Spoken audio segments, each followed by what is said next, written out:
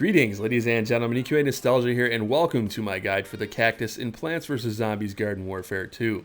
Okay, so first things first, this is a sniper class for the Plants team. She is very good at long range, medium range, and kind of decent at close range. It depends on which variant you are using. She has very middle of the road health at 125. Her hitbox is kind of big, so you're going to want to be careful with her. Try to stay hidden. She can hold her own up close if you're good with her with the standard variant, but it's a little bit more tricky than with other characters. Her primary attack is known as the spike shot. This can do around 80 damage if it's a direct hit to the head and a critical shot. Most of the damage you're going to be doing with her, however, is going to fall somewhere around the 30 to 40 range.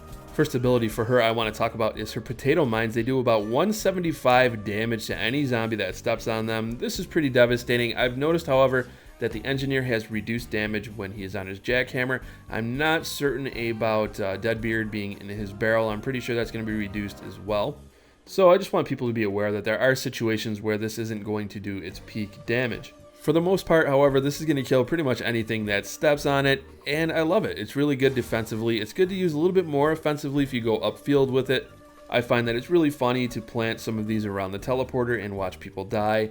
And on a side note, I should mention that it's really good to harass the engineer as the Cactus. That's something that is very traditional. I think this strategy was a little bit more viable in Garden Warfare 1, since the teleporters seemed to be a little bit more of a bigger deal then. In Garden Warfare 2, I'm not feeling that as much, but that's traditionally how I like to play this character. The alternate ability for this is called the Potato Nugget Mine, and this does reduce damage. However, you can lay more of them on the ground, and also they're harder to spot, so you can be a little bit more stealthy with these. Next up, we have the Tall Nut Battlement, and this functions kind of like the All-Stars tackle dummy.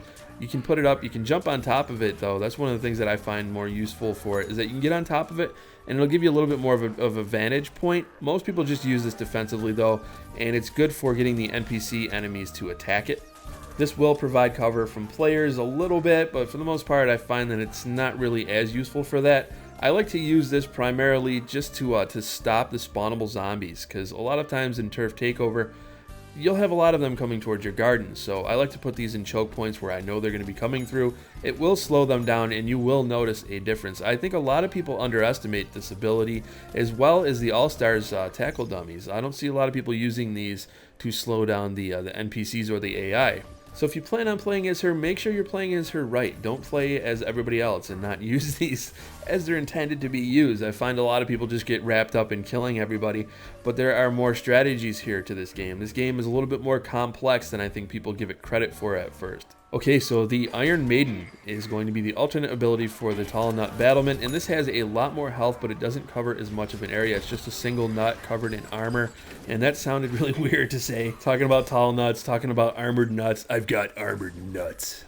At any rate, these are really good as well for stalling the enemy because they're harder to kill.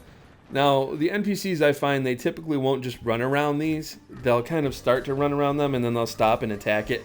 So they are useful for that. If you're thinking, well, if I lay this down, all the NPCs are just going to go around it, that's not the case. They're still going to attack it for the most part.